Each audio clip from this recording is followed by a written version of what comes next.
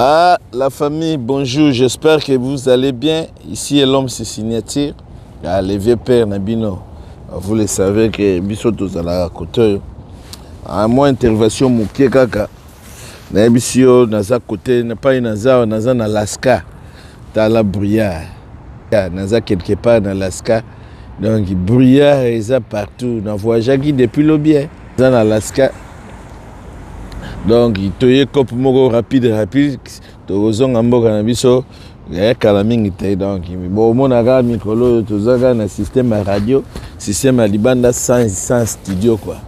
Bon nananga na sala moi vidéo moka mokie webika masolne ke na bolimbi siso bomona ocha kagulu po matoyi malili leki makasi malili ya matoyi ezalaka ekendaka tina ker bato bayi malili ndenge salaka bagoloba malili mabia malili eza maboko na matoyi oyo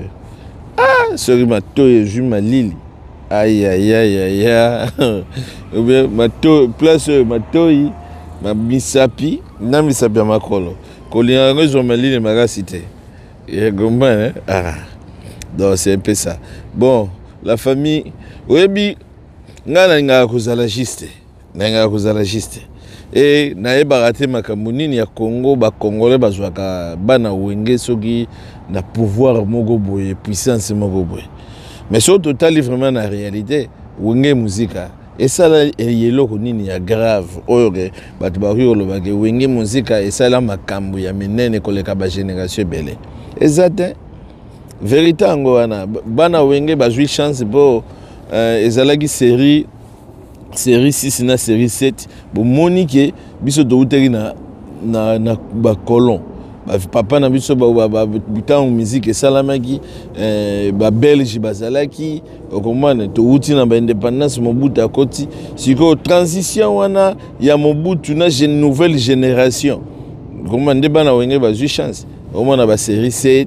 okomana série 6 et série 7 tanga ebimi et pe simba na wenge makambo. Vous comprenez? Mais en réalité, si vous avez une réalisation, vous avez des musiciens qui en réalité. Pour explorer le stade de martyr, stade de martyr, c'est tout. Bazapeka na banzembo na bango, nega banzembo zali. Comme bambuta mashakado, bazape na banzembo. Comme baluambo, bazape na banzembo. Basale lo mote na histoire. Batu baki opesa bango kembo, c'est-à-dire baza ba simple musicien. Romain pour génération musuzu batu musuzu ba mimona buwenge sala neti loko ya munene ya kus. Et position ba pesa la bango n'est pas epesa nga kanda. Comment il faut tout chaka makambo aussi kezali. Génération wengeza basali makambo minene te, vous comprenez? Basali makambo minene te, basali clan na bango ba profiter na ta na bango, mais ba éduquer population te, basali loro monter na population, basali rien. Bon, c'est pas ça les choses. Wana za si je mon poto ke na clair. Ezali likambo ezo rene na lelo. Koffi Olomide asalaki intervenir Sango Mokonzi. Bino moko boyebi déjà que Sango Mokonzi ntsongi ya motu ba journaliste ba tchaka toujours ba polémique na kati ya communauté. D'ailleurs akendaki na Fali Mabe boyebi Sango Mokonzi so azosala interview azalaka toujours abimisa Fali lokola bon wana eza sujet ya émission ote to ya pe kolobela ngo pour ngai depuis ba mission esalami na ngai ko sala pesa na ba point de vue na ngate na ngana yoka batebele po biso be to pesa ba point de vue.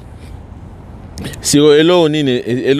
ya pas salami Koffi Olomide à le répondre bien na question ya Sango pour na mignon na yebite pourquoi nazo comprendre pourquoi bata wenge bazolinga basapana na Koffi. Est-ce qu'alobi mabe ou bien alobi vérité pour batu musu bake musika o jibe piana asignela kiye jibe piana asala kiye boye jibe piana mais come on man place wana en tout cas bozo beta mabe boza injuste Koffi agogoza na mabe na ye biso tuto yebi ndega yema lo waka makila mabe ce dernier temps batu bamona neti nazokotela Koffi non nazokotela Koffi te mais naza juste naza vraiment très juste Kofi akozala na mabe na ye ndenge biso nyonso toyebi ke ndenge akendaka Kofi aza mutu ya polémique alingaka polémique vi na yango wana akochange na ye lisusu te mpo na ye akokende ndenge wana na age na ye akochange te kombana eza Kofi mais Kofi aza na bavérité moko oyo bamusicien na biso balobaka yango te eza eloko oyo bato ebele balingaka kokomprendre Kofi ntango wana po façon oyo alobeli JB Mpiana olobela Kofi ndenge wana te ni wera vous comprenez vérité alobi vérité eza vérité quand même humanisme na bamusicien fo ezalaka humanisme na bamusicien ezalaka argument ya Kofi eza argument moko simple pe noble pe argument ya ko respecter même point de vue na ye. Comment se fait-il yo za musicien maman ya musicien akufi na bia maman ya musicien akufi ni testo ni condoléances ni eloko te po yo za JB vraiment come on po yo za JB ou po yo za wera tozonga batuko tozonga batu tozolobela société te tozolobela société moi humanisme faut ezala Kofi alakisaki exemple awa Ferregola afinga Kofi Ferregola afinga Kofi mais tanga kufeli Kofi asalini na bosani tu culture bantu yango wana bosani tu apusani epai na ye aye kopesa ye ba condoléances mais bino mana wenge boza bongo te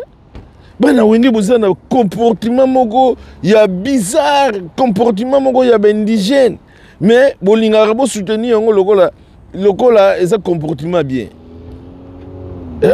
Ferregola akufi afingi fali Ferregola afingi fali donc oyo ke omona ke kofinga moko pona kokitisa muninga bino mo boyebi mafinga Ferregola afinga fali Ferregola akufeli muleki awa fallait alakisi ye quand même bo moto que non mundeko yo a perdre moto tigana présenter ta besquise fali akufeli ndeko te fali akufeli être moko eza proche na ye Mimi Chikeva akufi awa Ferregola présenter taba mes condoléances ba fali pour Mimi Chikeva fali abanaye koloba na ye maman présidente c'est-à-dire abanaye komona ke azala mutu moko personnalité moko et pas fali ya makasi Fallait préférer que la présenter taba mes condoléances ge fali mutu nanga atabenga fali teta komata efanjo mes condoléances efanjo akomaki comportement bana wenge c'est ça bozana comportement moko eza bizarre mais bolingaka bobima toujours ke bino boza bien papa ya Kofi akufaki ya bomonana te mais ya bino batu na bino bolingi donc tellement ba cheke baza tellement na bowenge bolingi ke batu ba ya Kofi ya amikitisa aye pa na bino non Kofi pasali bien apesi condoléances pa na bino te apesi condoléances pa ya Bourrompela beta na eza nécessairement te il faut apesa pa JB alors ezo so bino pa ine ezo so va là-bas ezo so bino pa ine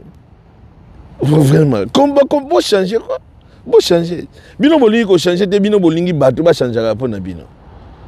est-ce ça normal bato nyonso ba ozala neti bino te bino bolingi bato ba changer po na bino mais bino boki ko changer po na bato te bato ba so ba problème bino boyaka te bomona na gate boza toujours minene 12 litutu na ba kwena bino bato ba yaka toujours ko gumba mitupa na bino mais non mais non mbalo bokofukama mbalo yo idéologie sika bokofukama soki bokofukama te na kutu pa ba wario bakofukimisa bino nanko le Kofi papa wario bokofukama nanko bolinga te boyi kofukama balobino bafukamisi yo mafukama okofukama ngoma système yango wana ya kofukama bani bofukama ngoma botika Kofi azana na kimia ngoma place wana en tout cas biso tokolobela avec Kofi azana mabe na ye mais place wana azana raison totale botika makambo que JB Mpiana asinyaki pona ye banini tout ça non wana eza problème te wana eza ba fait ya ba musique pour JB Mpiana pe asenta mwana chuka Jibe piana pe akeneki na mona ntuka po jibe piana peta muso banego banga soka sinete likambo na poto yo barre ba go funde po na mona ntuka yango siniaki bomona ke na Kinshasa na makambe kende ke se ko faire lobek po na mona ntuka lobaki te ke jibe bono lobaki te ogomba donc bozala tozala juste communauté tozala juste tozala ka teka po intel boye bolingi bo vilipande mutu moko non tozala quand même na katikati là jibe mpia na comportement mabe Werenson comportement mabe botala ka eloko lekeli Werenson na Blaise Bula pourquoi Blaise Bula a salué Werate et Werenson mokola Blaise Bula bobo zolo bela comportement Blaise Bula te non. Et Blaise Bula bozolo va dire oh ezomona na présent ezomona na vraiment na leini bato bazomona ntina ba écran bato batali bolobeli yango te bolingi bo couvrir yango oh bana nyonso bazotala ke mwana mukazo manquer mokolo respect malgré Blaise Bula zape papa mais ouais aza mokolo Blaise Bula il fallait quand même Blaise Bula wana tu magama mbongo kanda pona nini Werenson nenga zwaka part d'un côté ya Sokoda kuna kanda wana Blaise Bula memango tilelo bolobi lingote bozolinga bolobi lingote mais tala ya Kofi mes condoléances à Pamba Pesité pour lobby pe vérité na l'écran bolinga beaucoup mis problème non pas jusque là bon Kofi pe Kofi yo pe Gintsong eleki yo tala ko la tesue lamba fali yo yebi ke non zongelo sima à suivre.